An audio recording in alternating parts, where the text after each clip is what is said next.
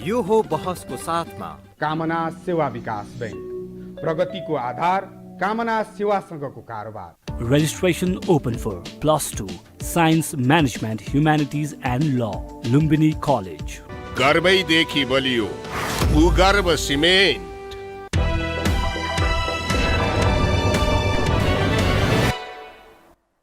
नमस्कार, यो बसमा म यहाँहरूलाई हार्दिक स्वागत गर्दछु। जीवराम भण्डारी। आज यहाँहरू सामुन्ने उपस्थित हुनुहुन्छ डाक्टर सीके राउत। उहाँ जनमत पार्टीका अध्यक्ष हुनुहुन्छ। शिक्षाको हिसाबले एकदम धेरै सम्भावना भएको व्यक्ति भन्छु म डाक्टर सीके राउतलाई। नेपालको सन्दर्भमा व्यवहारमा कति उतार्न सकिएला, तर त्यस्तो सम्भावना भएको व्यक्ति। यसकारण क्याम्ब्रिज विश्वविद्यालयबाट उहाँले इन्फर्मेसन इन्जिनियरिङमा उहाँले विद्यावारिधि गर्नुभएको छ र रिटन भन्ने अमेरिकाको एउटा प्रतिष्ठित एउटा संस्था जसले रक्षासँग सम्बन्धित रहेर मिसाइल निर्माण गर्ने काम गर्दछ, त्यसको उहाँ सिनियर साइन्टिस्ट अर्थात् वरिष्ठ वैज्ञानिकको रूपमा उहाँले काम गर्नुभयो। यावत त्यत्रा सम्भावना, त्यति क्षमता भएको व्यक्ति र खास गरी नेपाली मध्यम वर्ग र तल्लो क्लासका मानिस भन्छु म, तल्लो वर्गका, यसको अर्थमा कुनै होच्याएको होइन मैले, ती मानिसहरू अहिले पनि अमेरिका, युरोप, समृद्ध अर्थात् धनी देश, पैसा भएको देश, त्यो देशलाई एउटा सपनाको देशको रूपमा ठान्दछन्। त्यहाँ जाने सपना साँचेर बस्छन्। त्यत्रो महत्त्वपूर्ण जिम्मेवारीका बावजुद पनि डाक्टर सीके राउत स्वदेश फर्कनुभयो र उहाँको एउटा प्रयत्न छ, राजनीति नीतिहरूको राजा, त्यसकारण राजनीतिको माध्यमबाट आमूल परिवर्तन गर्ने र सायद नेपाली जो दुःख पाइरहेका छन्, त्यो सपना युरोप अमेरिका जाने सपना देखिरहेका छन्, त्यो पश्चिमाहरू नेपाललाई एउटा सपना देख्ने देशको रूपमा सायद उहाँले पनि सपना देख्नुभयो होला, स्वदेश फर्कनुभयो। उहाँमाथि एउटा निरन्तर आरोप र आक्षेप अझैसम्म पनि छ, पृथकतावाद अर्थात् नेपाल विभाजन गर्ने प्रयत्नमा डाक्टर सीके राउत निरन्तर लागि पर्नुभयो भन्ने त्यो आरोप छ। र पछिल्लो समयमा केपी ओलीसँग उहाँको एउटा सम्झौता भयो। ती सम्झौता अन्तर्गत उहाँलाई खुला राजनीति गर्न दिने, उहाँले वर्तमान संविधान, सायद संविधानमा केही सुधारका कुरा त होलान्, तर राजनीतिलाई अलग ढङ्गले सोच्ने, प्रतिस्पर्धामा आउने, यावत उहाँहरू र उहाँका सहयोगीहरू उप लागेका मुद्दा फिर्ता लिने, रिहा गर्ने, कतिपय समातिका मानिसहरू हिरासतमा रहेका यी यावत थिए। त उहाँसँग आज उहाँ एउटा प्रयत्नमा हुनुहुन्छ र पछिल्लो समयमा जनमत पार्टी कहाँ छ, के गर्दैछ भन्ने जिज्ञासा पनि छ। समग्र विषयलाई म उठान गर्ने प्रयत्न गर्नेछु। सर्वप्रथम म उहाँलाई स्वागत गर्छु। डाक्टर साहब, स्वागत छ। डाक्टर साहब, अब म कहाँबाट प्रारम्भ गरेँ भने तपाईँको एक खाले क्रेज विगतमा म आफै महसुस गर्छु। म अरू टेलिभिजनहरूमा संलग्न रहेको बेलामा तपाईँका म केही पुस्तक पनि मैले पढेको छु। तपाईँले त्यो अस्तित्वको जो विषय भन्छ नि, यो सिस्टम अनि यो मुलुकको निर्माणकै सवाल उप पनि कतिपय सवालमा त्यो अस्तित्वमाथि प्रश्न उठाएर तपाईँका पुस्तकहरू प्रकाशित भएको मैले पढेको छु। एकाएक खड्गप्रसाद ओलीको नेतृत्वको सरकारसँग तपाईँले सम्झौता गर्नुभयो र त्यसपछि खुल्ला राजनीतिमा तपाईँ संलग्न हुनुहुन्छ। मैले पृष्ठभूमिमा बताएँ, तपाईँको जो सपना थियो, जुन सम्भावना भएको व्यक्ति, यस्तो होनहार व्यक्ति भन्छु म, वास्तवमा गौरवयोग्य व्यक्ति, तपाईँको एजुकेसनको हिसाबले हेर्दा गौरवयोग्य व्यक्ति, स्वदेश फर्कनुभयो, राजनीतिमा सामेल हुनुहुन्छ, जनमत पार्टी गठन गर्नुभयो। अब यहाँ आइपुग्दा के महसुस गर्नुभएको छ त? के पाउनुभयो, के गुमाउनुभयो? तपाईँको अलिकति आत्मालोचना सहित सुनौ त, त्यसपछि म अरू विषय क्रमशः उठान गर्छु कृपया।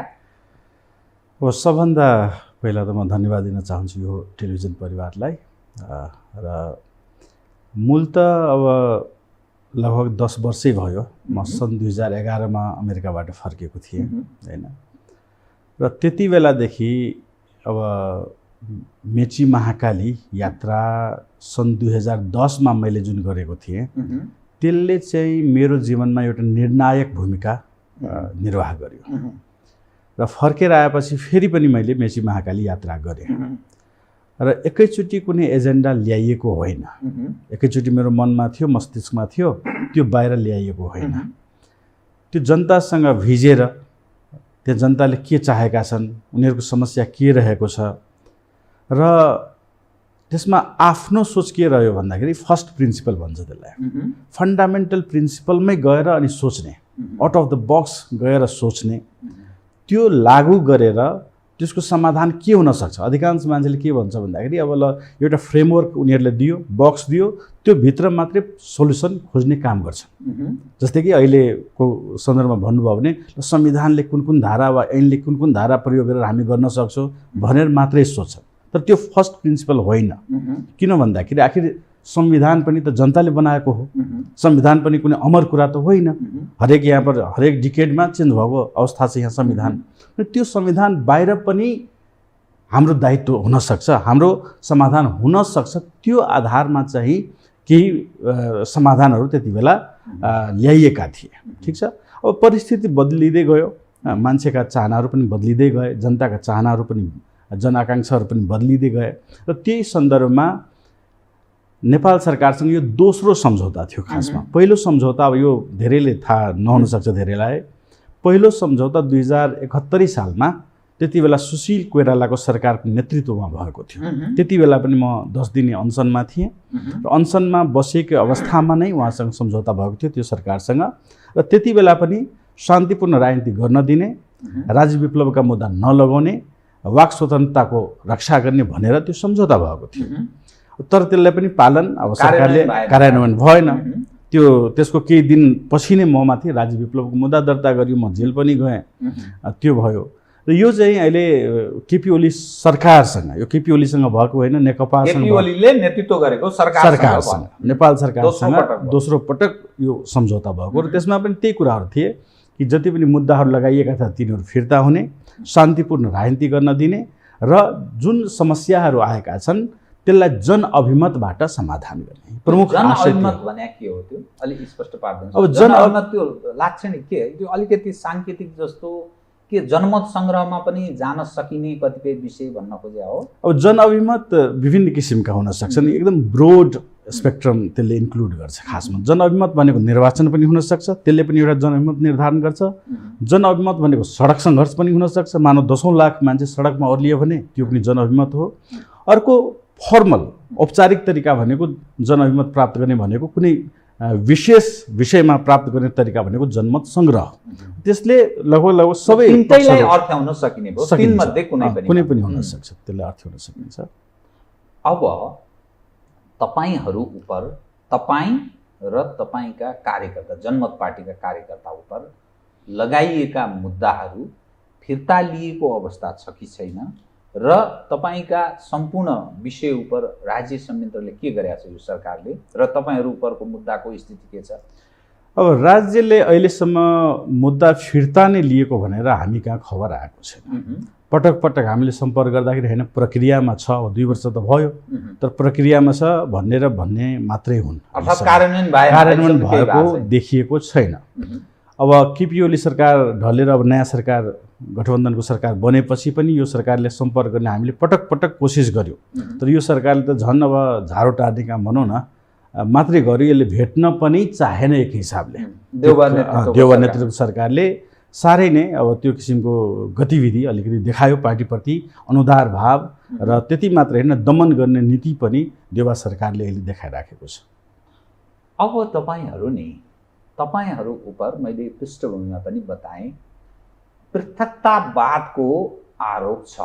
अहिले पृथ्वीनारायण शाहले एकीकरण गरेको यो देश, यसको अस्तित्वलाई स्वीकार्ने सवाल उप तपाईहरूले प्रश्न उठाउनु भएको विगतमा खुला राजनीतिका माध्यमबाट एचिभ गर्न सम्भव छ छैन भन्ने सवाल उपर दुविधाग्रस्त अवस्थामा तपाईहरू विगतदेखि नै रहेको हुनाले अहिले पनि यस सवाल उपर उपयोगको नीति अन्तर्गत मात्रै तपाईहरू हुनुहुन्छ भन्ने तपाईहरूमाथि उठेको प्रश्न हो। यो यस सवाल उपर के अब तपाईहरू ती विषय उपर के भन्नुहुन्छ दर्शकलाई बताउनुहोस् त। म यसमा धेरै पछाडिसम्म जान चाहन्न, हामी चाहिँ अगाडिको दिशामा हेर्न चाहन्छौँ र पछाडितिर धेरै व्याख्या गरेर साध्य पनि छैन।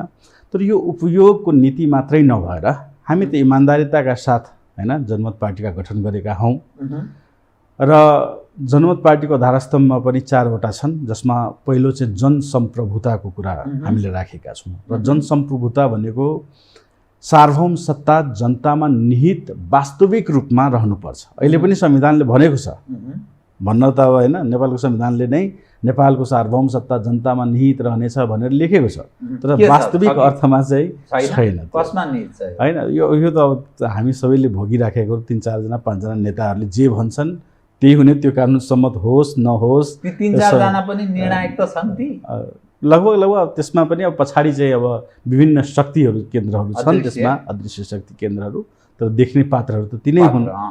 त्यो भएको हुनाले साँचो अर्थमा यहाँ जनसम्प्रभुता छैन र त्यही भएर हामी चाहिँ जनसम्प्रभुता र प्रत्यक्ष लोकतन्त्र यी टुलहरूलाई स्थापित गर्ने पक्षमा रहेका छौँ।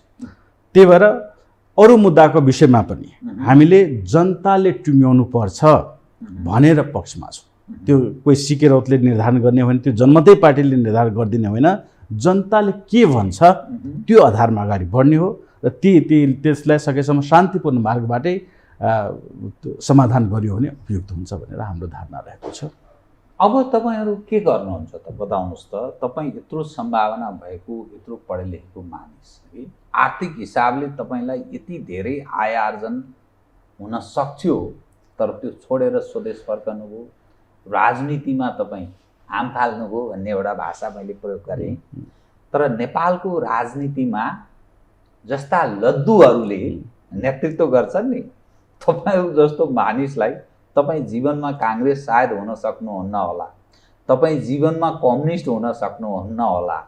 यो संविधान र जसका लागि यो बनाइएको छ नि, यी मानिस बाहेक यस्तै सिस्टम रहिरहने हो भने 200-400 वर्ष यसै गरी चल्छ। यसकारण चल्छ, कार्यकर्ता हेर्नु सङ्गठित, लाखौँ लाख कार्यकर्ताहरू सङ्गठित ढङ्गले पालित पोषित छन्। त्यसैबाट, यही सिस्टमबाट, यही राज्यबाट उनीहरूको गुजारा चल्छ। अर्थात् केही काम गर्नु पर्दैन, लाल सलाम भनिदिने, जय नेपाल भनिदिने, लाठी लिने, हिँड्ने, बस नेताको पछि पछि लाग्ने, गुजारा चल्छ, लाखौँ छ। अनि त्यो असङ्गठित जनताले त्यो सङ्गठित जत्थासँग, लफङ्गाहरूसँग भेट्न पनि सक्दैन। तपाईहरू जस्तो मानिस जो विकल्पको कुरा गर्नुहुन्छ, तपाईँ मात्रै होइन, अरू पनि छन्। रविन्द्र मिश्रहरू प्रयत्न गरिरहनु भएको छ, अरू धेरै नै, तर हातमा लाग्यो सुन्ने, फेरि पनि असफलता, फ्रस्ट्रेसन, अनि ती सारा यावतको एउटा काहीँ न काहीँ त गरेर ठोकिएला, अर्को रूप पनि लिन सक्ला। तर अब के गर्ने त बताउनुहोस् त। मधेसमा जानुहोस्, उपेन्द्र यादवहरू, राजेन्द्र महतोहरू, महन्त ठाकुरहरूका कुरा छन्। सहरी क्षेत्र पहाडतिर जानुहोस्, शेरबहादुरहरू र शेरबहादुरका कार्यकर्ता अथवा काङ्ग्रेसका, अनि खड्ग ओलीहरू, प्रचण्डहरू र तिनका कार्यकर्ता। अरू त राजनीतिमा छन् भने कहाँ छन् भनेर खोज्नुपर्ने जस्तो स्थिति छ। के गर्ने ल बताउनुहोस् त। अब यसमा पहिला अघिल्ला प्रश्नको पनि अलिकति जवाब जोडिदिउँ म। अब व्यक्तिगत रूपमा भन्नुहुन्छ मैले के पाएँ के गुमाएँ भन्ने कुरा गर्नुभएको थियो। अब व्यक्तिगत रूपमा अब मैले कुनै पद वा कुनै लाभ लिने अपेक्षाले राजनीतिमा लागेको भए सायद ममा पनि निराशा उब्जिसकेको हुने थियो, किनभने 1 दशकै भयो हैन। र त्यो हिसाबले कतै पनि सरकारमा पनि नगएको, कतै पनि निर्णायक भूमिका नखेलेको जस्तो देखिन्छ, त्यो हो। तर त्यो स्वार्थ नभएको हुनाले र निष्काम कर्ममा आस्था राख्ने भएको हुनाले त्यो फ्रस्ट्रेसन वा त्यो निराशाजनक कुण्ठाहरू ममा देखिँदैन। एउटा कुरा मैले पाएको के भन्दाखेरि आत्मसन्तुष्टि पाएको हो। खासमा त्यो चाहिँ एकदम ठुलो कुरा हो जस्तो लाग्छ मलाई। आर्थिक कुरा भन्दा पनि अनेक कुराहरू पदका कुराहरू भन्दा पनि आत्मसन्तुष्टि भन्दाखेरि अब अमेरिकामा थिएँ, ठिक छ, अब तपाईँलाई अहिले परिचय गराउँदा पनि भन्नुभयो रेथेनमा अब मिसाइल डिफेन्सको काम गर्ने मान्छे। तर त्यहाँ चाहिँ जहिले पनि अब त्यत्रो ठाउँमा पुगिसक्दा पनि सवाल त त्यही एउटा जहिले पनि उब्जिरहेको थियो मनमा, आखिर मैले आफ्नो समाजको लागि चाहिँ के गरेको छु? जुन मान्छेहरू त्यहाँ चाहिँ अपेक्षा मबाट गरिराखेका छन्, जुन समाजबाट म आएको छु, त्यो समाजलाई मैले के दिन सकेको? तिनीहरू त छटपटाइराखेका छन्, कोही भोकले छटपटाइराखेका छन्, कोही कपडा नपाएर छटपटाइराखेका छन्, कोही जाडोमा एउटा ओढ्ने कुरा नभएर मरिराखेका छन्। तिनीहरूको लागि मैले के गरेको छु त भनेर सवाल जहिले पनि मनमा उठिराख्थ्यो र त्यसले चाहिँ एकदम भनौँ न एउटा मानसिक रूपमा यातना नै दिने गर्थ्यो। तर आज केही नपाए तापनि व्यक्तिगत रूपमा म ऐना अगाडि उभिएर एकदम मजाले उभिन सक्छु र आफैलाई प्रश्न गर्नु, ल मैले त एकदम यत्रो प्रयास गरेँ, म त 2 चोटि गिरफ्तारी दिएँ, म त जेल गएँ, म त 1 दशकदेखि जनताको बिचमा बसेर सेवा गर्दैछु, प्रयास त मैले गरेको छु हरेक सम्भव भनेर म त्यो एकदम खुसीका साथ एउटा आफूसँग पनि आफ्नो अन्तरात्मासँग भन्न सक्छु। त्यो चाहिँ एउटा आत्मसन्तुष्टिको कुरा भयो। अब रह्यो यहाँको राजनीतिक व्यवस्थाको बारेमा, त्यसमा आउँ। हामीले योभन्दा अगाडिको इन्टरभ्यूमा पनि राम्रै यसमा छलफल भएको थियो। हामीले नेपालमा कुन व्यवस्था चाहिँ देखेनौँ? यहाँ राजतन्त्र देख्यौँ, त्यो पनि एकदम निरङ्कुश राजतन्त्र पनि भोगेका हौँ, राणाकाल पनि भोग्यौँ, प्रजातन्त्र कथित त्यो पनि हामीले हेऱ्यौँ हैन। अहिले गणतन्त्र हेरिराखेका छौँ, संघीय व्यवस्था पनि हेरिराखेका छौँ। योभन्दा अगाडि के छ त? सम्पूर्ण सिस्टमको स्वरूप हामीले देख्यौँ, भोग्यौँ। तर यसमा किन त्यही पनि किन बदलाव आएन? त्यही पनि देश सकारात्मक दिशातिर किन अगाडि बढ्न सकेन? त्यही पनि 40 लाखभन्दा बढी युवाहरू किन विदेश्नु परेको छ? किन यहाँ रोजगार सृजना भइराखेको छैन हैन? किन यहाँको जिडिपी बढिराखेको छैन? त्यो चाहिँ कुरा विचार गर्नुभयो भने तपाईँ के देख्नुहुन्छ भने पञ्चायतकालमा पनि त्यही मान्छेहरू थिए मन्त्री बन्ने, प्रजातन्त्र कथित प्रजातन्त्र 46 सालपछि आयो त्यसमा पनि तिनीहरू नै थिए, अहिले गणतन्त्र बनेपछि पनि तिनीहरू नै थिए। त्यस्तो खालको पात्रहरू चाहिँ यहाँ फेरिएनन्। व्यवस्था फेरिए पनि अवस्था चाहिँ देशको फेरिएनन्। त्यही भएर अब पटक पटक उनीहरूले नारा पनि के दिए, यो पुगेन ल राजतन्त्र भएन यसलाई फालौँ प्रजातन्त्र ल्याउँ अब भन्नेले, प्रजातन्त्र भएन अब गणतन्त्रै ल्याउँ, गणतन्त्रले भएन ल संहिता ल्याउँ, संहितामा पनि अहिले 7 प्रदेश छन्, अब कहिले 10 प्रदेश फलानो चिलानो अनेक ढिस्काना मागहरू यिनीहरूले ल्याइरहेका छन् भने त्यो चाहिँ अब हामीले सबैले भोगिसक्यौँ। अब त्यसलाई दोहाइ दिने अवस्था रहेन। अर्थात् त्यसको नाममा जनताले मत जाहेर गर्ने, गौरव गर्ने कुनै ठाउँ बाँकी रहेन, अब बाँकी रहेन। त्यही भएर अब चाहिँ यो नेपाली समाज भनेको एउटा ठुलो क्रान्तिको लागि तयार हुँदैछ। मेरो धारणा क्रान्तिको लागि, आन्दोलनको लागि पनि होइन, ठुलो क्रान्तिको लागि तयार हुँदैछ। जसरी कि आमूल परिवर्तनको 1789 मा फ्रान्समा जुन क्रान्ति भएको थियो, फ्रान्सेली क्रान्ति, त्यति बेला पनि लगभग यस्तै अवस्था थियो। त्यहाँको इलिट वर्गहरू चाहिँ एकदम खाने पिउने, भ्रष्टाचार गर्ने, मोटाउने र बाद बाँकीका जनताहरूको मतलब नगर्ने, त्यस्तो खालको जुन व्यवस्था थियो अहिले पनि त्यही देखियो। त्यही काङ्ग्रेस वा एमाले वा माओवादीमा भएका वा यी मधेस के भन्ने मधेस केन्द्रित पनि भन्न मिलेन उनीहरूलाई। अब त्यहाँबाट छुटिएका दलहरूले के गर्छन् भन्दाखेरि त्यो घुमाइ फिराइ, यिनीहरूमा फेरि कुनै मतभेद पनि छैन, कुनै सिद्धान्तको राजनीति नै छैन। हेर्नुहोस्, आखिर प्रचण्डले पनि काङ्ग्रेसको लागि भोट मागेकै हो, यहाँ कुनै सिद्धान्तको राजनीति छैन र आफै कम्युनिस्ट कथित मधेसवादी भन्ने सबै एउटै ड्याङका मुल्ला हुन्। हेर्नुहोस्, त्यो सबै आफूभित्र अहिले पनि हेर्नुहोस् अदालतको केसमा के भइरहेको छ भने यहाँको त सबै पिलर नै, राज्यको सबै संरचना नै भत्काइसकेको अवस्था छ, व्यवस्थापिका भत्काएकै अवस्था छ, न्यायपालिकामाथि कत्रो ठुलो प्रहार भएको छ कि संविधान नै धरापमा परेको अवस्था छ अहिले। त्यो भएको हुनाले यिनीहरूमा चाहिँ आफूमा मतभेद छैन। ल भ्रष्टाचार गर्न पाउनुपर्छ भनेर पनि कतै पनि मतभेद छैन। कुनै पनि पार्टीले भ्रष्टाचारको विरोध गरेको देख्नु भएको छ? कतै पनि जुलुस निकालेको देख्नुहुन्न तपाईँले। त्यो कुरामा सबै एकबद्ध हुन्छन्। कतै कोही पनि चाहिँ यिनीहरूमध्ये चाहिँ कोही पनि जेल जानुहुन्न, चाहे उनीहरूले हजारौँ हत्या गरेका हुन्, हजारौँ मानवाधिकारको उल्लङ्घन गरेका हुन् वा अरबौँका भ्रष्टाचार किन गरेका हुन्, यिनीहरूमध्ये कोही जेल पनि पर्ने अवस्था छैन। किनभने आखिर संविधानको व्याख्या पनि उनीहरूले नै गर्छन्, नपरे संशोधन पनि उनीहरूले नै गर्छन्। त्यस्तो खालको एउटा यो म्यानुपुलेट गर्ने खालको भनौँ न कंगारू कोड जस्तो भन्छौँ नि, त्यस्तै खालको यहाँ यिनीहरूले अभ्यास गरिराखेका छन्। तर जनता चाहिँ यो झन् यो सङ्घीय व्यवस्था आएदेखि र स्थानीय तहमा बजेट भनौँ न, भन्नेले त सिंहदरबार घर घर पुग्यो भन्थ्यो, साँच्चै सिंह चाहिँ घर घर पुगेको अवस्था छ र त्यसले चाहिँ जनता मासु खान जनताको मासु खान घर पुगेको अवस्था छ। जनतालाई त्यसले एकदम त्रसित पारेको अवस्था छ, जनताले पीडा दिएको अवस्था छ र त्यही भएर जनता चाहिँ अहिले बिस्तारै अब होइन व्यवस्था ल्याउनेसम्म त हामी सबै व्यवस्था ल्यायौँ होइन, सबै राजनीतिक व्यवस्था ल्यायौँ, तर अरू केही नफेरेपछि अब चाहिँ बुझ्दैछन् होइन यहाँ त ठुलो कुरा के रहेछ भने त्यो पात्रहरू र त्यसका पछाडि रहेका अदृश्य शक्तिहरू रहेछन्। त्यही भएर अब चाहिँ अब हामी जाग्नुपर्छ र अब चाहिँ त्यो फ्रान्सेली क्रान्ति जस्तै यहाँ पनि जनताको लागि प्रथम पटक आन्दोलन हुनुपर्छ। यो कुनै नेता वा पार्टी वा त्यो राज्य व्यवस्था परिवर्तनको लागि होइन कि अब चाहिँ अवस्था परिवर्तनको लागि यिनीहरूले पुरैका पुरै वास्तवमा पुरैका पुरा यिनीहरूले डिस्प्लेस नगरेसम्म, त्यहाँबाट विस्थापन नगरेसम्म कुनै पनि तात्विक रूपमा सुधार हुन्छ भनेर अपेक्षा गर्नै हुँदैन।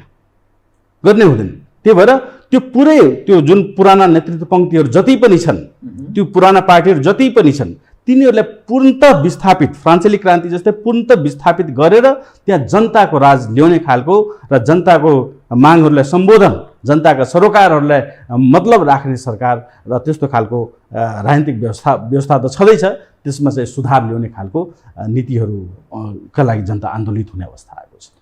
त्यो कस्तो खालको भन्ने अलिकति केही फ्रेमिङ तपाईँले गर्नुभएको छ। तपाईँको जो कन्सेप्ट भन्छ नि, जस्तै राणाकाल पनि बेहोरियो, सक्रिय राजतन्त्र काल पनि बेहोरियो, संवैधानिक राजा सहितको प्रजातन्त्र पनि बेहोरियो, सङ्घीय लोकतान्त्रिक गणतन्त्र 16 वर्षदेखि बेहोरिँदैछ। सम्पूर्ण घटनाले नेपाली जनलाई आत्मसन्तुष्टि चाहिँ दिएको छैन भन्ने जो तपाईँको तर्क छ नि, त्यसकारण विशाल एउटा क्रान्तिको सन्निकट छ देश, क्रान्तिमा होमिन्छ जो भन्नुभयो, त्यो क्रान्तिले ल्याउने चाहिँ के, जो सिस्टम त हामीले देख्यौँ सबै, त के ल्याउँछ त्यसले चाहिँ बताउनुहोस्। त्यसले सबभन्दा ठुलो कुरा भनेको पुराना पात्रहरूलाई पूर्ण रूपमा विस्थापित गर्छ। र अहिले हामीले के देख्यौँ भन्दाखेरि त्यो पुराना पात्रहरू त्यहाँ यथावत रहेसम्म आखिर संविधानले पनि व्याख्या तिनीहरूले गर्छन्, जसरी अहिले सर्वोच्च अदालतमा व्याख्या गरियो भनौँ, न्यायपालिकाले नै समेटेर होइन भागभण्डा दिएर त्यसले विकृत पारियो पूर्ण रूपमा भनौँ। कुनै पनि विकृत पारेको त राम्रै छ त, के तपाईँको यो सिस्टममाथि आस्था छैन, तपाईँ यो संविधानप्रति तपाईँको आस्था, संविधानप्रति आस्था छ नभएको होइन, तर त्यो संविधानले त कुव्याख्या गरिदिएको छ। यहाँ संविधानले शक्ति पृथकीकरण त गरेको छ, तर खै शक्ति पृथकीकरण त्यही सर्वोच्च अदालतलाई प्रधान न्यायाधीशले मन्त्री परिषदमा सिधै भागभण्डा दिएको कुरा आएको छ नि, यो चाहिँ कुन शक्ति पृथकीकरणको सिद्धान्त? त्यस्तो अवस्थामा पुर्याएको अवस्था छ। र उहाँहरूले प्रधान न्यायाधीशले भन्नुभएको छ हामी चाहिँ म चाहिँ सबैको पोल खोलेर मात्रै राजीनामा दिन्छु भनेर पनि भनिराख्नुहुन्छ। त्यो कुन स्तरको खोलिदिएको राम्रो मैले भनेको थिएँ भने त्यो अवस्था भएको हुनाले यहाँ चाहिँ पूर्ण रूपमा भनौँ न एक हिसाबले पात्रलाई नै विस्थापित गर्ने र त्यसपछि मात्रै जनताले आफ्नो जनता राज ल्याउन सक्ने अवस्था सिर्जना हुने म देख्छु। अब तपाईँको सवाल म अलिकति मधेसतर्फ पनि म केन्द्रित गर्छु अनि फेरि राष्ट्रिय राजनीतिमा प्रवेश गर्छु है त। मधेसमा अर्थात् 2 नम्बर प्रदेश भनौँ होइन, मधेस केन्द्रित भनिनेकै सरकार छ। यो कहिलेदेखि छ? झन्डै 4 वर्षदेखि छ। मधेसमा आन्दोलन भएका छन्, दर्जनौं मानिस मारिएका छन्, त्यहाँ अरूको भन्दा उनीहरूकै वर्चस्व छ। अब सिंहदरबारको अधिकार गाउँ गाउँमा अर्थात् क्षेत्र क्षेत्रमा भनेको छ नि, तपाईँले भन्नु सिंह चाहिँ पसेर मान्छेको मासु खाइरहेछ, अरू चाहिँ केही पनि छैन जो भन्नुभयो। अनि त्यो मधेस केन्द्रित मधेसवादी पनि भन्छन्, अनि यहाँ चाहिँ अर्कै वादी भन्ने छन्, फेरि यता काठमाडौँतिर बस्ने पहाडतिर बस्ने। त्यो मधेसको अवस्थालाई चाहिँ तपाईँले कसरी हेर्नु भएको छ? भलै तपाईँका कार्यकर्ताले अस्ति जनकपुरमा एकजना खानेपानी संस्थानको कसैलाई कालो मोसो दलेर नाङ्गै लगाएको, नाङ्गै सडकमा हिँडाएको त्यो दृश्य उप सिंहदरबारतिर धेरै आलोचना पनि भयो र तपाईँका केही मानिस पक्राउ पनि खाएका छन्, हिरासतमा छन्। तपाईँहरू आफ्नै ढङ्गले मुभ पनि गरिरहनु भएको छ। त्यो मधेसप्रतिको मधेसको नेतृत्वप्रतिको तपाईँको आक्रोश हो कि अथवा यो सिंहदरबारको नालायकीको आक्रोश हो त्यो? सबभन्दा पहिले अब यहाँ त अलि भिडियो चलाउन मिलेन। तिनीहरू चाहिँ मधेसवादी वा मधेस केन्द्रित दल होइनन्। के हो क्लियर कट। उनीहरू चाहिँ यही कोही काङ्ग्रेसबाट फुटेर कुर्सी नपाएपछि काङ्ग्रेसबाट फुटेका, त्यही एमालेबाट फुटेका, त्यही माओवादीबाट फुटेका, म तिनीहरूलाई बहुरूपिया भन्छु। एकदम पटक पटक नाम बदल्ने, पटक पटक एजेन्डा बदल्ने र मत मात्रै त्यहाँ मधेसीको लिने र त्यसलाई फेरि त्यही काङ्ग्रेस वा कहिले एमाले कहिले माओवादीको चरणमा बुझाउने मान्छेहरू भनौँ न, तिनीहरूले म भन्छु खेतालाहरू, त्यही तिनकै खेतालाहरू मात्रै हुन्। त्यसलाई कुनै एजेन्डाको राजनीति गर्न आएका, कुनै ग्राउन्डको जनताको समस्या समाधान गर्न आएका मान्छे होइन। तपाईँलाई यदि अब अनुमति भएको भए त म यहाँ भिडियो नै देखाउन सक्थेँ। ठिकै छ भने उहाँहरूले आफै भन्नुहुन्छ हामी मधेसवादी सदेशवादी होइनौँ भनेर एकदम खुल्लम खुल्ला उहाँहरूले भाषण दिनुहुन्छ। अर्का एकजना नेताले के भन्नुहुन्छ, यो मधेसवाद भनेको के हो मलाई त थाहै छैन। अनि त्यही भएर उनीहरू आफैले चाहिँ मधेसवाद भनेको के हो थाहा छैन, म मधेसवादी होइन भनिराख्दाखेरि यहाँ अरूले चाहिँ उनीहरूले मधेसवादी वा मधेस केन्द्रित दल भनिराख्नु पर्दैन। त्यो जबरजस्ती बिल्ला हामीले भिडाउनु आवश्यक उनीहरूलाई छैन। एउटा कुरा चाहिँ बुझ्नुपर्छ। अर्को कुरा चाहिँ उनीहरूले मधेसको प्रतिनिधित्व गरेका छैनन्। भले तिनीहरूले मधेसका भोट लिएका होलान्, तर ठगले पनि त मधेसको कुरा लिन सक्छ नि, ठगले पनि त मधेसको सम्पत्ति हरण गर्न सक्छ नि। त्यसरी एउटा ठग जस्तै मात्रै उनीहरूले मधेसको भोट लिएका हुन्, पाएका हुन्, तर उनीहरूले मधेसको एजेन्डा बोकेका शक्तिहरू होइनन्। उनीहरू मैले भने अघि यिनीहरूका खेताला मात्रै हुन्, त्यहाँ चाहिँ यिनीहरूको लागि काम गरिदिने, त्यहाँको मत लिने अनि फेरि यिनीहरूलाई बुझाउने काम मात्रै गर्दै आएका छन्। र त्यो खेताला भएको हुनाले, मधेसको सरकारसँग मतलब नराख्ने भएको हुनाले नै अहिलेसम्म मधेसका कुनै पनि मुद्दाहरू उनीहरूले सम्बोधन गर्ने कुनै तत्परता समेत देखाउन सकेका छैनन्। जसको उदाहरण म एउटा भन्न चाहन्छु, एउटा मात्रै उदाहरण दिउँ ल। हामीले भनौँ न, जनताले त्यहाँ 63-64 सालमा ठुलो आन्दोलन गरे मधेसमा, त्यसले मधेस आन्दोलन भनियो। त्यसको माग थियो मधेसी शब्द भनेको संविधानमै हुनुपर्दछ हैन, एक मधेस एक प्रदेश हुनुपर्छ, यावत मागहरू थिए। त्यसमा धेरै मागहरू सम्बोधन पनि भए। अहिलेको नेपालको संविधानमा मधेसी आयोगै गठन गरिएको अवस्था छ, मधेसी शब्द अनेकौँ ठाउँमा प्रयोग गरिएको अवस्था छ। यसले पहिचान त दियो, मधेसीले जुन एउटा पहिचानको माग थियो त्यसले त सम्बोधन गर्यो त्यहाँ उल्लेख गरेर। तर त्यसकै आफ्नै सरकार बनेपछि त्यो प्रदेश नम्बर 2 को नामाकरण अहिलेसम्म किन हुन सकेन? भनेपछि यहाँ त नेपालको केन्द्रीय सत्तासँग लड्न सजिलो थियो, माग पुरा पनि गराउन सकियो। तर तिनकै सरकार त्यहाँ प्रदेश नम्बर 2 मा हुँदाखेरि तिनीहरूले त कुनै पनि माग पुरा गर्न सकेनन्। यिनी केन्द्रीय सरकारसँग लडेर शहीद परिवारलाई 10 लाख क्षतिपूर्ति त दिलाउन सक्यो, तर त्यही प्रदेश सरकारले कुन चाहिँ शहीद परिवारलाई कति क्षतिपूर्ति दिएको छ?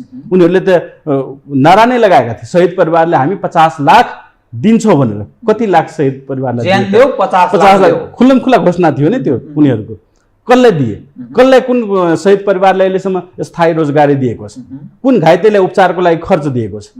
भनेपछि उनीहरूले त आन्दोलनको जो फन्डामेन्टल मागहरू थियो, आधारभूत मागहरू पनि सम्बोधन गर्ने कुनै तत्परता देखायो के भन्दाखेरि उनीहरू उता लुट्छन्, हामीलाई यता चाहिँ लुट्न दियो। अनि त्यो जमिनदारहरू, त्यो तिम्रो जमिन भयो, उताबाट तिमीहरू खाऊ, यताबाट हामीलाई खान दियो। र यसमा अथवा सहरतिर तिमीहरू काङ्ग्रेस कम्युनिस्टका हो, यता हामीलाई खान दियो। त्यो मिले मतो जुन राणाकालदेखि पनि त्यही हुन्थ्यो। राणाकालमा पनि त्यहाँका जमिनदारहरूलाई समाते, ल तिमीहरू चाहिँ यो चलाएर खाऊ। अहिले पनि त्यही भएको, त्यसको आवरण मात्रै बदलिएको। त्यसलाई गणतान्त्रिक सङ्घीय गणतान्त्रिक लोकतन्त्र भनिदिने, तर अन्तर्निहित कुरा चाहिँ त्यति पहिलाकै जस्तै भइराखेको अवस्था छ। त्यो भएको हुनाले उनीहरूले कुनै पनि आधारभूत कुराहरू त्यहाँको समाधान गर्न सकेको छैन र जनताहरू अहिले पनि त्राहीमा छन्। उनीहरूले कुरा बुझिराखेका छन् र त्यही भएर तपाईँले जुन घटना अघि मेन्सन गर्नुभयो त्यो जनताको एउटा आक्रोश थियो, जनकपुर घटना। र तपाईँको जो मानिस छन् नि अथवा जनताको जो आक्रोश छ नि, जनताको आक्रोश भनेको त शासकमाथि हुनु पर्थ्यो, अथवा जसले यो देशको म मसिहा हुँ, मैले आमूल परिवर्तनको मैले जिम्मा लिएको कथित उसले दाबी गर्छ नि, म जनताको नेता म हुँ, जनताबाट मैले मत पाएको छु भन्नुको अर्थ यो देशका प्रधानमन्त्री होलान्, राष्ट्रपति होलान्, मन्त्री होलान्, सांसद होलान्, त्यहाँका मेयर होलान्, जनप्रतिनिधि होलान्, स्थानीय तहका पदाधिकारीहरू अरू होलान्, त ऊ जिम्मेवार छ। त्यो कर्मचारीलाई, सामान्य एउटा कर्मचारीलाई कालो मोसो दलेर नाङ्गै सडकमा हिँडाएर त्यो के राम्रो सन्देश गयो र? त्यो त निरीह, त्यो पनि कुशवाहा एउटा तराईकै मानिस कोइरहेछन्, सामान्य कर्मचारी, असिस्टेन्ट तहको, त्यो ठिक भयो र? त्यो अब सबभन्दा पहिले अब जनतामा भएको आक्रोशले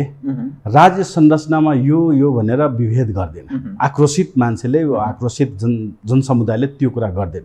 र कर्मचारी पनि राज्य संरचनाकै एउटा अङ्ग हो, जुन भ्रष्ट राज्य संरचना छ त्यसकै एउटा अङ्ग हो सबभन्दा पहिलो कुरा। र तपाईँले जुन भन्नु होइन सांसद मन्त्रीले, तिनीहरूले पनि गरिराखेका छन्, नगरेको होइन। जस्तै म हाम्रै पार्टीको उदाहरण दिउँ, शहीद राम मनोहर यादव उहाँ किन मारिनु भएको थियो? त्यति बेलाको जुन मन्त्री हुनुहुन्थ्यो, जसले आफूले म मधेसको मसिहा हुँ भनिराखेका थिए, तर के गरे भने त्यो केपी ओली सरकारमै सामेल भएर उल्टा जनतामाथि दमन गर्दै आएका थिए। उनलाई कालो झन्डा देखाएपछि उनलाई पक्रिन लाएर हिरासतमै हत्या गरिएको थियो राम मनोहर यादव। भनेपछि तिनीहरूमाथि आक्रमण नभएको होइन। यही हप्ता अब 15 दिनको कुरा गर्नुहुन्छ भने त्यही मसिहालाई आफ्नै निर्वाचन क्षेत्र सप्तरीमा जाँदाखेरि जुत्ता प्रहार गरिएको थियो, कुनै मिडियामा आएन। रौतहटमा कालो झन्डा देखाइएको थियो, हिजो मात्रै पनि अर्को नेताले कालो झन्डा देखाइएको थियो। भने उनीहरूमाथि पनि असन्तुष्टि जनताले जाहेर गर्दै आएका छन्। त्यो कुनै जनमत पार्टीले पनि गरेको होइन, जनताले असन्तुष्टि जाहेर गर्दै आएको छ। र त्यसकै क्रममा राज्य संरचनाका विभिन्न अङ्गहरू हुन्छन्। र तपाईँले जुन एउटा कर्मचारी कुराहरू, त्यो कुनै सानो कर्मचारी होइन, राज्य संरचना एउटा ठुलो कर्मचारी हो। उहाँ चाहिँ अब सङ्घीय खानेपानी तथा ढल व्यवस्थापन विभागको त्यहाँको प्रमुख सिडी हुनुहुन्थ्यो त्यहाँ। त्यो सानो कर्मचारी त्यसलाई भन्नै मिल्दैन। र जसको पुरा जिम्मेवारी के थियो भन्दाखेरि जनकपुर उपमहानगरपालिकाको पुरा ढल व्यवस्थापन राम्ररी हेर्ने, त्यहाँको सडकहरू राम्ररी हेर्ने, पानी निकास होस् भन्ने कुरा सुनिश्चित गर्नु थियो। तर ऊ चाहिँ आफ्नो जिम्मेवारीबाट चुके र अस्ति भर्खर पानी हुँदाखेरि पुरा जलमग्न भयो जनकपुर। त्यसको आक्रोश चाहिँ जनताले त्यहाँ पोख्यो। त्यसमा जनमत पार्टीकै मान्छे थियो भनेर पनि होइन, त्यसलाई गलत प्रचार गरिएको हो यहाँ चाहिँ। किनभने भ्रष्टाचार गर्नेहरू त सबै मिलेका छन्, त्यहाँ भ्रष्टाचार नगर्ने चाहिँ एउटा किताबमा उभिएको छ।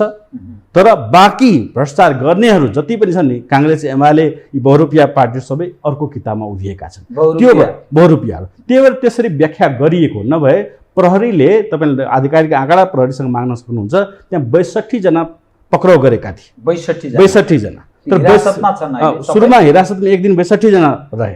तर 62 जनामा अरू 45 जनाले छोडे र जनमत पार्टीका कार्यकर्ताहरूलाई चुनेर मात्रै त्यहाँ 17 जनालाई अहिले पनि हिरासतमा राखिएको अवस्था छ। त्यो चाहिँ राज्यले यिनीहरू त जनमत पार्टी भनेपछि यो भ्रष्टाचारलाई विरोध गर्छ है, यसलाई मात्रै समातेर यातना दिउँ, बाद बाँकी चाहिँ छोडो भनेर उनीहरूले योजना अन्तर्गत केन्द्रीय यिनीहरू सबै मिलेकै छन् नि, आखिर मिलेकै छन्। त्यही भएर तिनीहरू आफूले आफ्नो बचाउ गर्दैछन्।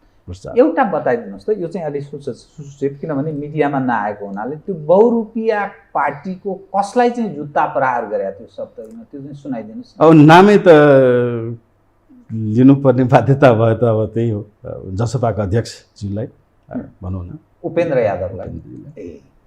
अब म तपाईँसँग नि, अब तपाईँका केही कार्यकर्ता जनमतका, तपाईँले भन्नुभयो नि यति मान्छे पक्राउ गरेका, तर चुनी हाम्रालाई, अरू सबैलाई छोडिदियो, हाम्रालाई चाहिँ अहिलेसम्म पनि हिरासतमा राखेको छ जो भन्नुभयो। अब के गर्नुहुन्छ त बताउनुहोस् त, त्यो त फर्सेछ फेरि। अब होइन, हाम्रो आन्दोलन सुरु छ आज, 5औं दिन, आन्दोलनको 5औं दिन हो। हरेक जिल्लामा लगभग तराई मधेस र यहाँ काठमाडौँ पनि निरन्तर प्रदर्शन भइराखेको अवस्था छ र हामीले आन्दोलन नै घोषणा गरेका छौँ।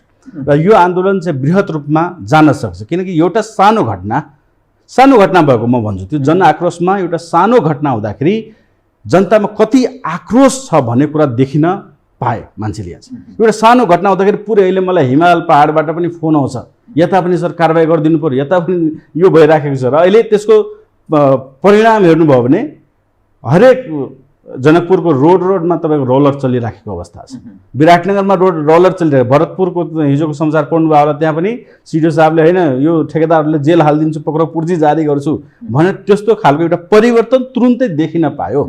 त्यो जनतामा त्यस्तो आक्रोश छ र जनताले पनि एकदम, हामीले कतै भनेको थियो हाम्रो त सङ्गठन हिमालमा छँदै छैन, त्यही पनि त्यहाँ पनि यहाँ पनि कारवाही गर्छौँ भनेर मेसेजहरू आइराखेका छन्।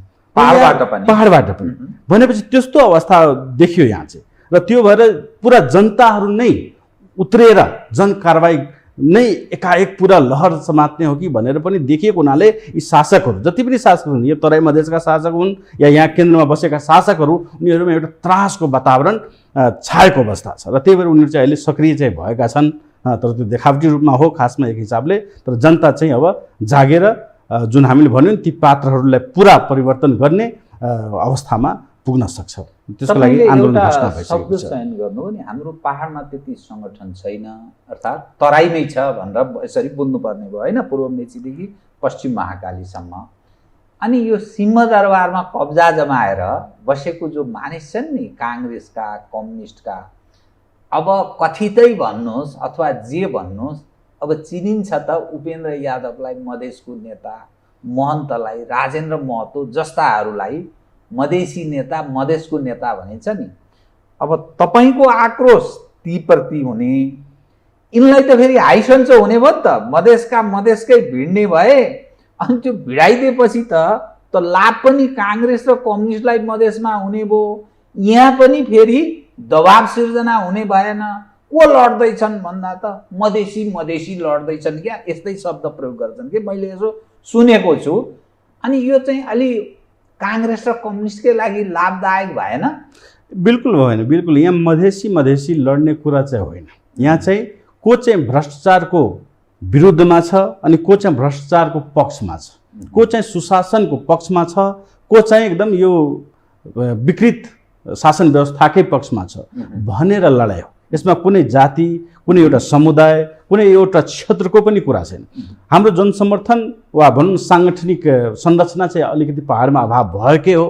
तर जुन स्तरमा जनताहरूले सूचना पाएका छन्, जुन स्तरमा उनीहरूको हौसला छ, त्यो चाहिँ एकदम स्वागत योग्य छ। र तिनीहरू चाहिँ म भन्दिनँ कि जन्मतै पार्टीमा लाग्नुपर्छ भनेर पनि छैन। किन हामीले त एउटा आह्वान गरेका छौँ, यो भ्रष्टाचारको विरुद्धमा राष्ट्रिय आन्दोलन होस्, व्यापक राष्ट्रव्यापी व्यापक आन्दोलन होस्। र यहाँ जति पनि खाइपाइ आएका पुराना पार्टीहरूका मान्छेहरू छन् जसले चाहिँ हरेक शासन व्यवस्था आउँदा पनि तिनीहरूले नै खाइपाइ गरेर यो देशलाई बर्बाद गरेको अवस्था छ, त्यसबाट उन्मुक्तिका लागि अब राष्ट्रिय स्तरबाटै उठौँ। ठिक छ, हाम्रा पार्टीका मान्छेहरू मधेसबाट उठ्लान्, तराई पहाडबाट अरू जनसमुदायहरू उठोस् र हामी चाहिँ यसलाई राष्ट्रिय स्वरूप दिएर एउटा ठुलो जनविद्रोहको रूपमा यसलाई रूपान्तरण गरौँ र पुराना प्रवृत्तिहरू, पुराना भ्रष्टाचारीहरूलाई फालेर यहाँ चाहिँ शासन र सुव्यवस्था कायम गरौँ। जनविद्रोह। अनि के आगामी चुनावमा तपाईँहरू भाग लिने? चुनावमा चाहिँ राजनीतिक पार्टी भएपछि त चुनावमा भाग लिनुपर्छ, यसमा कुनै द्विमत छैन। चुनावमा भाग लिन्छु। तपाईँलाई थाहा होला त्यो चुनावमा भाग लिएपछि जति खर्च हुन्छ भनिन्छ, अहिले पछाडि यसो मानिसहरू स्टडी गरिरहेका छन्, एउटा सांसद वा जनप्रतिनिधि उम्मेदवार भएपछि उसले साँचो मानेमा जित्ने हो भने न्यूनतम त्यो एकदम दूरदराजकै जिल्लामा, सहरी क्षेत्रको भन्दा पनि अझ दूरदराजकै जिल्लामा 5 देखि 10 करोड रुपैयाँ खर्च हुन्छ। धेरैजसो यस्ता खर्चहरू भ्रष्टाचार जन्य कृत्य, ठेकेदार, विभिन्न कमिसन तन्त्र अनि दूतावास, यहाँका खास गरी नेताहरूलाई दूतावासले पनि पैसा दिने गर्छ। कोही मासिक तलब खान्छन्, कोही कथित बुद्धिजीवी, कोही मधेसका बुद्धिजीवी पनि मासिक तलब खाने, कोही नेताहरू चुनावका बेलामा अरबौँ लिने, आदि आफू राख्ने, आदि चाहिँ दूतावासले चप्काउँछ पनि भन्छन्। यसरी पनि करप्सन हुन्छ, दूतावास आफै पनि करप्सनको शिकार भएको छ भन्छन्। अनि त्यो त्यसरी जो चुनाव लड्नुपर्छ नि, त्यो चुनाव लड्नलाई अनि पैसा तपाईँ कसरी जुटाउनुहुन्छ? पैसा नभए चुनाव जितिँदैन। राँगा लडाउनुपर्छ, सुँगुर लडाउनुपर्छ, रक्सी लडाउनुपर्छ, पैसा बाँड्नुपर्छ, सारी चोलो बाँड्नुपर्छ। अनि जुन संरचना जस्तो प्रवृत्ति विकास भएको छ नेपाली समाजमा, त्यो कसरी म्यानेज गर्नुहुन्छ बताउनुहोस् कि तपाईँको पनि दूतावासबाट आउँछ अलिअलि? म त्यति आउँदैछु। अब यही कुरा जनताले बुझ्नु आवश्यक छ। यहाँ एउटा राम्रो पात्रहरू चयन हुन नसक्नको प्रमुख कारण भनेको यहाँको निर्वाचन व्यवस्था र त्यसलाई जुन रूपमा विकृत गरिएको छ यहाँ, र विकृत गरिएको के गरेका छन् यिनीहरूले, जाने बुझेर गरेका छन्। जनताले कुलतमा फसाएर पैसाको लोभ लालच दिएर पैसाको लत लगाएर दारू मांसको लत लगाएर जुन विकृत समाज बनाइएको छ भनौँ न, हफिम एक हिसाबले भनौँ न, हफिम खुवाएर जनतालाई जुन भ्रममा राखेर त्यसबाट लाभ लिइराखेका छन्, त्यसबाट जनता नितान्त रूपमा बाहिर निस्किनु आवश्यक छ। अनि मात्रै सही पात्रको चयन हुन सक्छ। र कतिसम्म एउटा राष्ट्रिय नेताहरूले यहाँका कतिसम्म निर्लज्ज अभिव्यक्ति खुल्लमखुल्ला दिइराखेका छन् भन्दाखेरि, तपाईँले अस्ति अब माओवादी केन्द्रको अध्यक्ष भनौँ कि के भनौँ, प्रचण्डजीले खुल्लमखुल्ला भन्नुभएको थियो, निर्वाचन जित्न त 7 करोड 10 करोड एउटा पदको लागि चाहियो हे, ओपन सेक्रेट होइन, खुल्लमखुल्ला भन्नुहुन्छ। मधेसतिर पनि उपेन्द्रजीले अस्ति घोषणा गर्नुभयो, मेयरको टिकटको लागि चाहिँ 10 करोड र वडा अध्यक्षको लागि 50 लाख भनेर उहाँले आफ्नो रेट नै खुलाइदिनु भएको। उहाँको पार्टीमा टिकट चाहियो भने मेयरको 10 करोड लिएर आओ, अनि वडा अध्यक्षको टिकट चाहियो भने 50 लाख लिएर आओ। भनेपछि मेयरको टिकट लिनका लागि यदि उपेन्द्रजीलाई 10 करोड बुझाउनु पर्यो कुनै मान्छेले भने त्यो मान्छेले कति भ्रष्टाचार गर्छ 5 वर्षमा, सोच्नुपर्ने। त्यहाँबाट जन्म हुने भनेकै त्यहाँबाट हो, खास भ्रष्टाचारीहरूको जन्म हुने भनेकै त्यहाँबाट हो। त्यही भएर यो विकृत निर्वाचन व्यवस्थालाई फाल्नलाई पनि म पुनः भन्छु जनविद्रोहको आवश्यकता छ। त्यो जनविद्रोह हुनुपर्छ पहिला, नभए यही उनीहरूले बनाइदिएको यो निर्वाचन व्यवस्था अन्तर्गतै यदि लड्ने हो भने वास्तवमा त्यसले राम्रो मान्छेहरू त आउनै सक्दैन। किनभने त्यहाँ चाहिँ अब एउटा मेयरको लागि उनीहरूले एउटा एउटा क्यान्डिडेटमा 10 करोड भन्दा बढी खर्च गरिराखेका छन् भने त्यहाँ त इमान्दारले जित्ने कुरै भएन, त्यो साँचो कुरा। त्यही भएर अब यो त प्रक्रियागत कुरा भयो, अब निर्वाचन भएपछि त्यसमा त भाग लिन्छौँ, त्यसमा केही छैन। तर त्यसलाई सही ट्र्याकमा ल्याउनका लागि पनि त्योभन्दा अगाडि एउटा जनविद्रोह राष्ट्रिय आन्दोलनको खाँचो छ। त्यसको लागि जनता चाहिँ हिमाल पहाड तराई मधेस सबै ठाउँबाट उठ्नुपर्छ र त्यसलाई चाहिँ सच्याएर राजनीतिक कुव्यवस्थालाई सच्याएर सही ट्र्याकमा ल्याउन सक्नुपर्छ।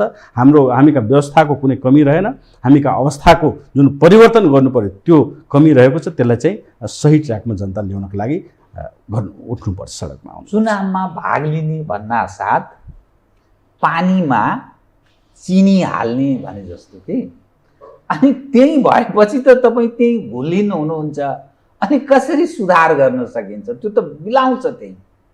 त्यस्तो रूपमा भन्न मिल्दैन। एउटा अब निर्वाचन भन्ने कुरा के हुन्छ भन्दाखेरि एक हिसाबले लेजिटिमेसी निर्धारण गर्छ। भले तपाईँ जित्नुस् नजित्नुस्, तर तपाईँले एउटा डेमोक्रेटिक प्रोसेसमाथि आस्था राख्नुभयो कमसेकम, त्यो एउटा दिन्छ। अर्को कुरा अनुभव दिन्छ, के कस्तो भइराखेको छ त्यो कुराको अनुभव पनि त्यहाँबाट दिन्छ।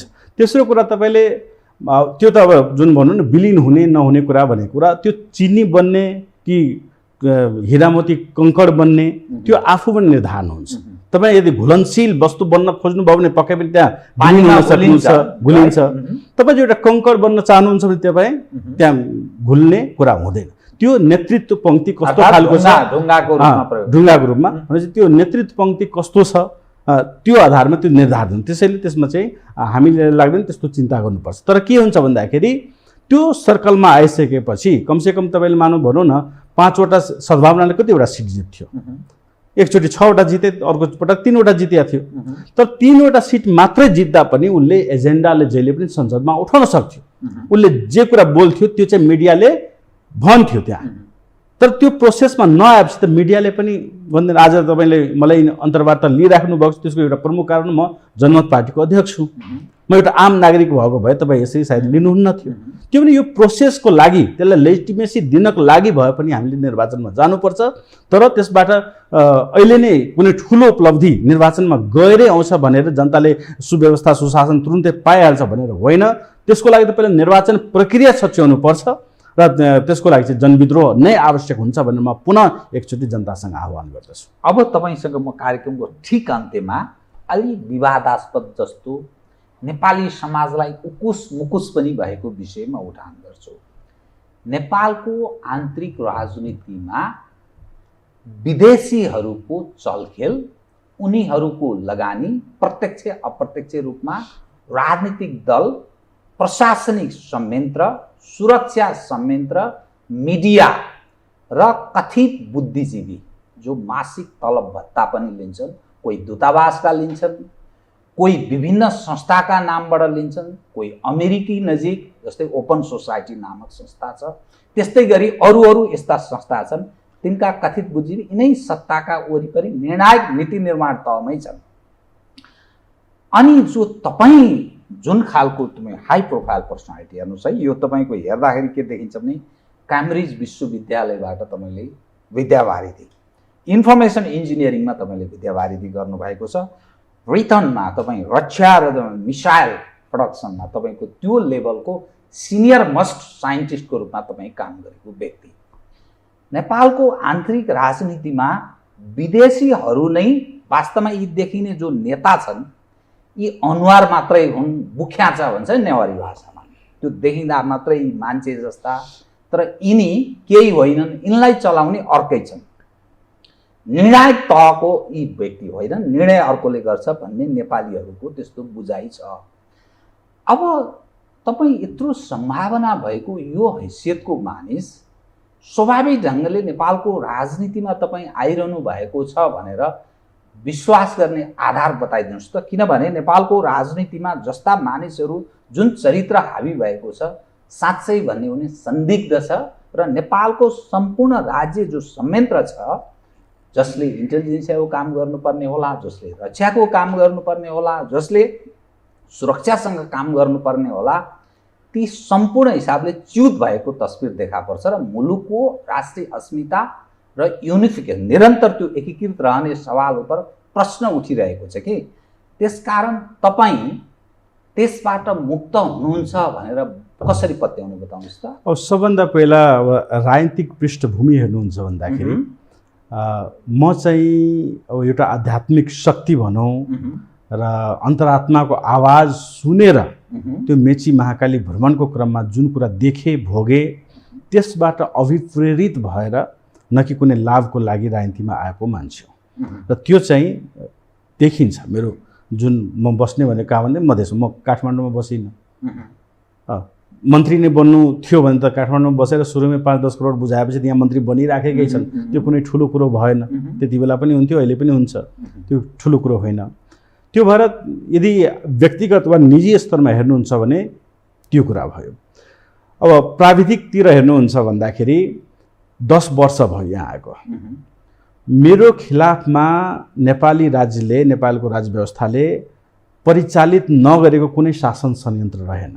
सेना पनि लागे, प्रहरी पनि लागे, यहाँका अनुसन्धान निकायहरू सबै लागे, अत्याधुनिक उपकरणहरू मगाएर मेरो घर वरपर राखे। र अहिले त यस्तो अवस्था छ, तपाईँले कसलाई कुन मेसेज गर्नुभयो, कुन कुरा गर्नुभयो, तपाईँको एकाउन्ट कहाँ छ, तपाईँ कति बेला कुन ठाउँमा हुनुहुन्छ, सब कुरा हेर्न सकिन्छ हैन। अहिले त त्यस्तो अवस्था छ, हाइटेक भइसक्यो, हाइटेक छ। 10 वर्षसम्म उनीहरूले पनि अनुसन्धान गर्दा गर्दा अब थाके र अहिलेसम्म एउटा पनि प्रमाण कतै पनि फेला पारेको अवस्था रहेन। र म यसमा एउटा अझ कुरा थप गर्न चाहन्छु। यसमा चाहिँ नेपालको राज्य व्यवस्था मात्रै होइन, छिमेकीहरूले पनि, छिमेकी राष्ट्रका शक्तिहरूले पनि अनुसन्धान गरे। उसलाई शङ्का चाहिँ उबाट छ कि, उसलाई शङ्का चाहिँ उबाट छ कि भनेर चाहिँ भएको हुनाले उनीहरूले पनि अनुसन्धान गर्दा गर्दा सिनियर साइन्टिस्ट किन आयो यो देशमा हैन, किन फल्क्यो त्यो भयो। त्यो त सुरुदेखि थियो।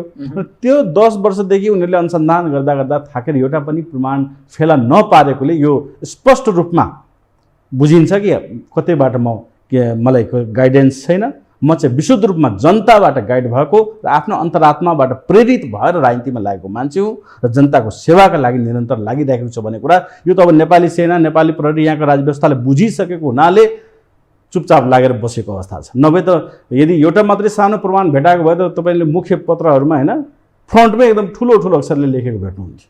त्यो भएको अवस्था। त्यही भएर जनताले पनि बुझिसके, जनताले पनि एकदम बुझेरै अब यस्तो जनसमर्थन दिइराखेका छन्। त्यो भएर त्यसमा शङ्का मान्नुपर्ने कुनै कुरा छैन।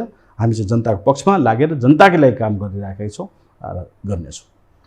नेपालको राजनीतिक वृत्तका जो अगुवा पङ्क्ति र नेपालको नेपाली जनको नेता पार्टी भनिन्छ नि, त ती उपर तपाईँको चाहिँ के धारणा छ बताउनुहोस् त। यो जो व्यक्तिहरू छन् नेपालको राजनीतिमा निरन्तर हावी छन्, उनीहरूकै नेतृत्वमा निरन्तर लामो समयदेखि चलेको छ, 30औं-35औं वर्षदेखि त्यो जो शङ्का गर्छन् नि नेपालीहरूले, सामान्य मानिसले, यो फलाना यो परस्त, यो फलाना परस्त, यो दूतावासले चलाएको, यो फलाना ठाउँको पैसा खान्छ, यो खुल्लम खुल्ला जस्तो छ। अनि यो राज्य, यो देश देश चलेको भन्ने मान्ने आधार पनि असाध्यै कमजोर देखिन्छ। तपाईँ यत्रो होनहार व्यक्ति, यो हेर्दा चाहिँ तपाईँलाई कस्तो लाग्छ? यो के होला यो? अब नेपालमा यो कुनै नौलो कुरा चाहिँ त्यति होइन। 2046 सालपछि अलिकति बढेको मात्रै हो, किनभने विदेशी शक्तिहरूलाई के भयो भन्दाखेरि बढी चोइस देखियो। पहिला चाहिँ होइन, अब एउटा चोइस हुन्थ्यो, तर अहिले चाहिँ धेरै पिपल यसले नमानेपछि यसले अगाडि गर्ने, यसले नमानेपछि यसले अगाडि गर्ने भनेर एकदम ठुलो चोइस रेन्ज देखियो। त्यो भएर तर नौलो प्रयोग चाहिँ होइन। राणाकालमा पनि हुन्थ्यो, राणाकालमा पनि यहाँ चाहिँ मन्त्री परिषदभित्रै चाहिँ तपाईँको विदेशी शक्तिहरू मौजुद हुने गर्दथे। अब धेरै नयाँ पुस्ताले थाहा नहुन सक्छ, त्यो हुन्थ्यो। 2007 सालपछि 2007 सालको क्रान्ति भयो, त्यो सम्झौता कहाँ भयो भन्दाखेरि हामी कहाँ त हाम्रो भूमिमा त भएन। वा 2007 सालको क्रान्ति गर्ने शक्तिहरूको अभ्युदय नै कहाँबाट भयो, तिनीहरूको परिचालनै कहाँबाट भयो, तिनीहरूको आर्थिक स्रोतै के थियो? अहिले त सबै कुरा खुल्ला भइसकेको छ नि। तिनीहरूलाई पैसा कसले दिएका थिए, हतियार कसले दिएका थिए, के विरुद्ध उचालेका थिए, अनि अन्तमा चाहिँ सम्झौता पनि त्रिपक्षीय भन्छ नि, त्रिपक्षीय सम्झौता, त्यो चाहिँ कहाँ भयो? त्रिपक्षीय चाहिँ किन भयो? द्विपक्षीय सम्झौताको ठाउँमा आखिर त्रिपक्षीय चाहिँ किन भयो? यी कुराहरू त्यति बेलादेखि पनि थियो। र यहाँ चाहिँ मन्त्री को बन्ने त टाढाको कुरा हो। यहाँ भनौँ न, एउटा प्रहरीको आइजी को बन्ने भन्ने कुरा पनि विदेशी शक्तिले यहाँ नियुक्त गरेर जान्छ। त्यो अवस्था छ यहाँ चाहिँ। यहाँका आइजी बन्नका लागि पनि लाइन चाहिँ विदेशी दूतावासमा लाग्ने गर्दछ।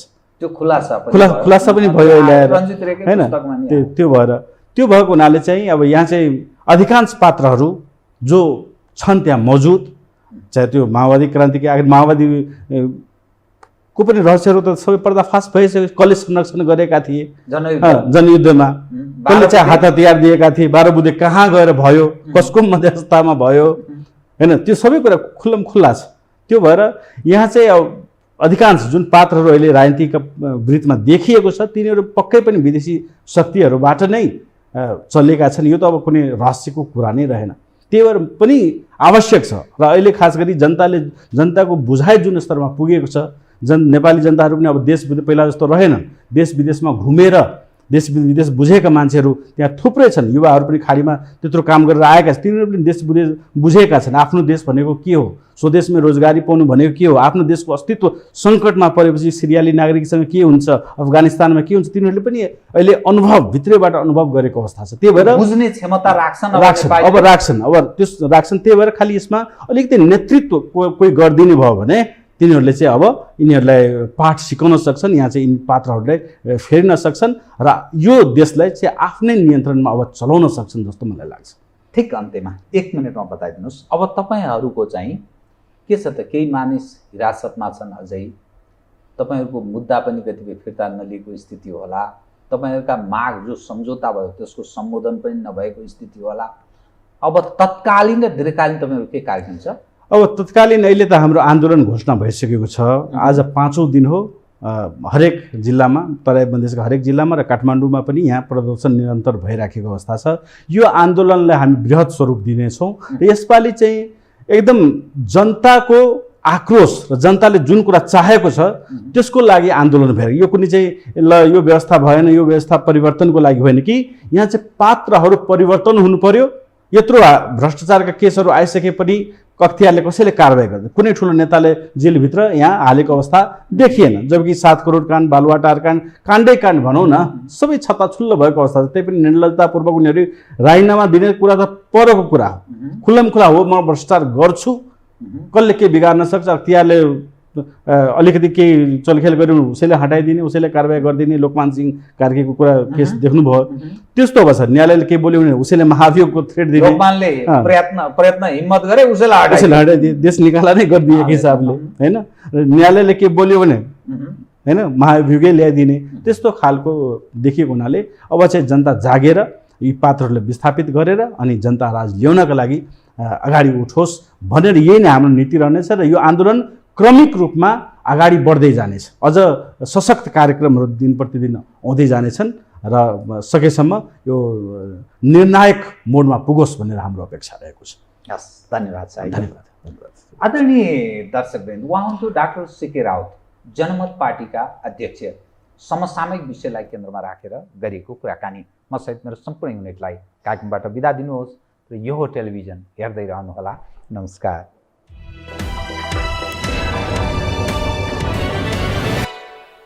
यो हो बहसको साथमा कामना सेवा विकास बैंक, प्रगतिको आधार कामना सेवासँगको कारोबार। Registration open for +2 Science Management, Humanities and Law, Lumbini College. गर्वैदेखि बलियो भूगर्भ सिमेन्ट।